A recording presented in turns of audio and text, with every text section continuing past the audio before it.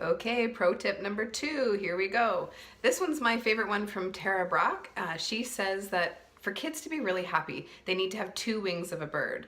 So you need to be really loved and you need to be seen and heard. And then if you have those two things, then you can really be free as a kid and into your life. And so what does that mean for parenting, and like what does that mean in a daily fight? Even about bedtimes and those kinds of things, right? So the first thing you want to do is you want to acknowledge their suffering. And so you want to say something like, I understand it must be frustrating that you don't want to go to bed right now. I get that. It sucks. So you're acknowledging their suffering, even if you don't get it, even if you think it's ridiculous. Suffering is present, so you just kind of want to acknowledge the suffering. So that's definitely stage 1. And what that does is it stops kids from freaking out.